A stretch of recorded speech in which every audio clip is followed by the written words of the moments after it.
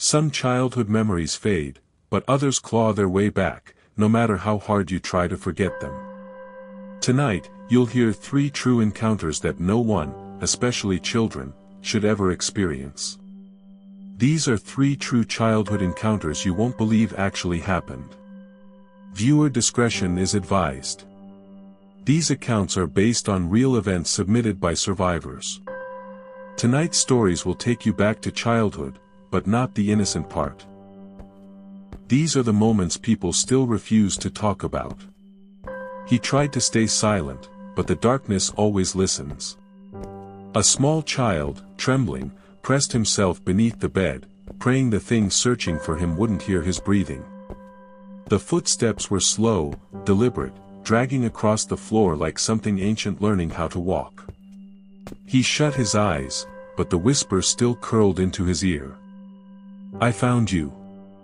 And then, nothing. No footsteps. No breathing. Just a silence so thick it felt alive. Until, the heartbeat began. And in that heartbeat, everything changed. Before the terror began, there was just Daniel. An 8-year-old boy in a quiet countryside home, where the nights were calm and the world felt safe.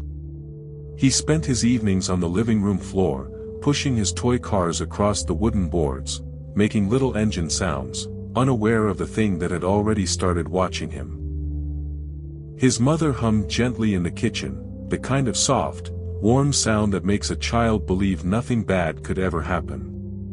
The sun would set over the fields, the crickets would sing, and every night ended the same way, peaceful, predictable, innocent. But the first sign came on a night that should have been perfectly ordinary. It started with the smallest things, the kind adults ignore but children never forget. One evening, Daniel watched one of his toy cars roll across the floor, all by itself, its tiny metal wheels rattling softly, as if someone, unseen, had pushed it. He froze. The house was still. His hands were nowhere near it. Then came the tapping. Soft, rhythmic, coming from his bedroom window. Like a fingertip, patiently waiting to be let in. His mother checked outside. No branches. No animals. No wind. And yet, the tapping continued. Some nights, the lights would flicker.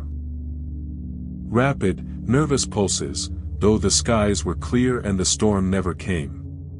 But what frightened Daniel most, was the breathing. Late at night, when the world went quiet, he'd lie still in his bed and hear it. A slow, heavy inhale, right beside him, as if something was sharing the darkness with him. He told his mother.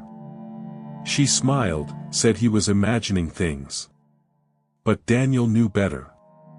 Something else was in that house. The first time Daniel saw it, he thought he was dreaming. There, at the edge of his bed, sat a shadow. Not moving. Not breathing. Just watching. Its shape was small, like a child, but wrong. Too still. Too silent. Daniel blinked, once. And the shadow vanished. He pulled the blanket over his head, convinced exhaustion was playing tricks on him. But the next night, the house felt colder. And as he lay in the darkness, a whisper slipped across the room, soft, playful, impossibly close. "Come play." Daniel squeezed his eyes shut, heart hammering in his chest. He whispered to himself. Maybe it's just my imagination, maybe I'm tired, maybe. But deep down, he knew the truth. The shadow wasn't done with him. That night, Daniel learned the shadow wasn't just watching him. It wanted him. The wall beside his bed began to darken, stretching, bending, as if the darkness itself were peeling away from reality. Then it crawled out. Long, twisted limbs dragging across the floor, its childlike shape contorted into something that had never been human. Daniel's breath caught in his throat. He bolted, throwing himself off the bed and scrambling underneath it, pressing his hands over his mouth to keep from screaming. For a moment, there was silence. Then the footsteps began. Slow, circling the room, each step heavier than the last. As if the creature was savoring the search.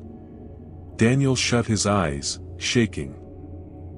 But he felt it before he saw it. The creature bent down, its head dropping upside down over the edge of the bed, its face inches from his, its voice dripping into the darkness. "I'm not playing anymore." Daniel's heartbeat roared in his ears, fast, frantic, drowning out the rising whisper that filled the room like a cold wind. And in that moment, he understood. This thing had been waiting for him all along. By morning, Daniel's mother found him unconscious on the bedroom floor, cold to the touch, as if something had drained the warmth out of him. When he woke, he refused to speak about what he saw. He refused to sleep in that room again. He wouldn't even look at the doorway.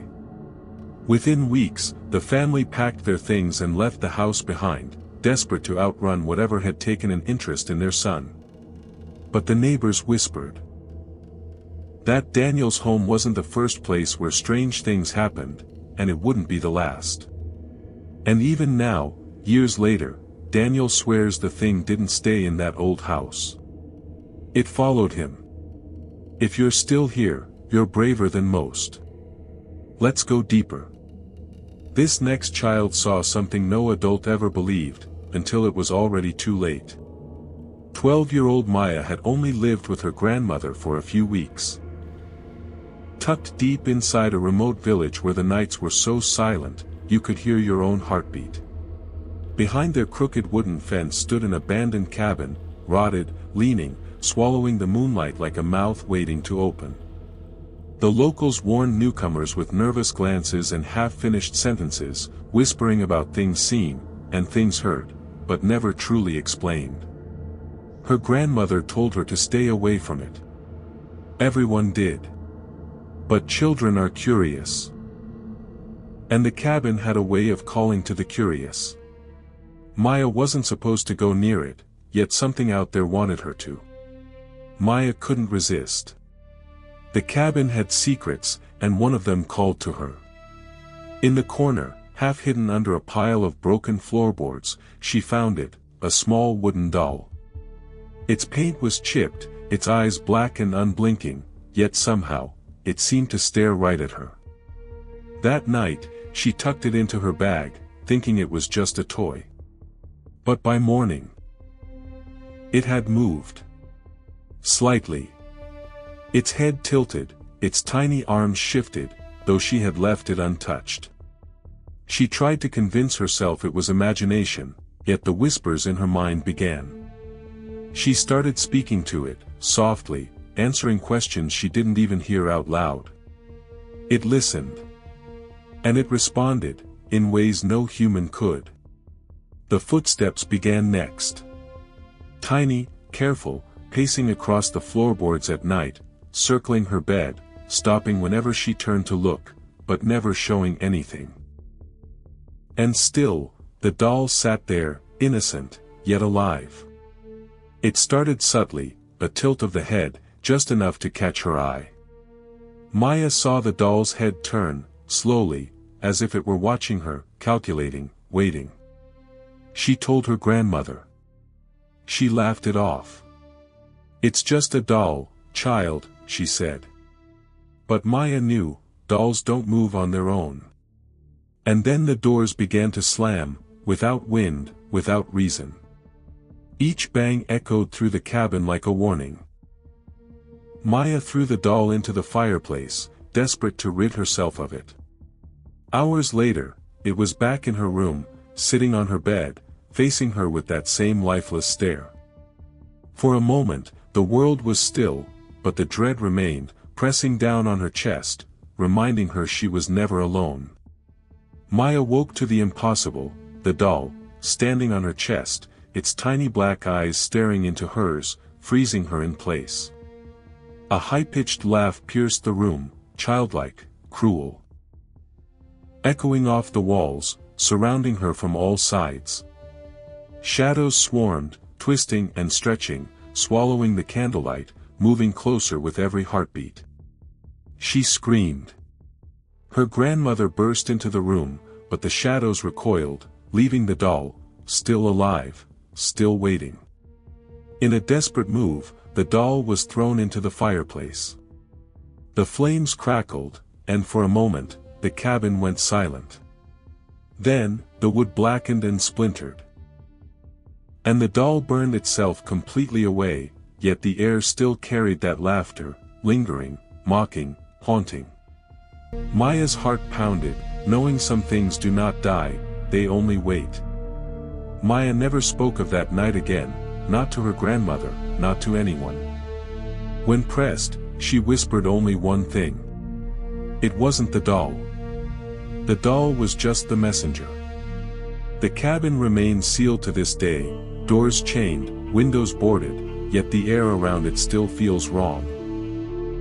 Some say, on quiet nights, children in the village can still hear it. The laughter, echoing from inside, waiting for the next curious soul. This story was so disturbing, the victim begged the police to erase it from the record. 10-year-old Leo lived with his mother in a cramped urban apartment, a building of hollow walls and endless shadows, where the hum of the city never reached the corners of his room. His mother worked night shifts, leaving him alone with the silence. A silence that wasn't empty. E3K. One night, Leo woke to see it. A figure standing in the corner. Not moving. Not breathing. Watching him. Waiting. And in that moment, Leo knew, he was not alone. The figure never appeared in the light, only when the darkness swallowed his room, when the shadows pooled and the walls seemed to breathe. At first, it was small things, the faint scratching behind the walls, like nails dragging slowly across the plaster. Always just out of reach, always just out of sight. Each night, the pressure grew, the darkness pressed closer, heavier, colder. Leo could feel it leaning over him as he tried to sleep, watching, waiting. No sudden screams. No flashing horrors. Just, dread, growing, inch by inch, suffocating, unrelenting. It knows when he's awake. And then, it stepped forward.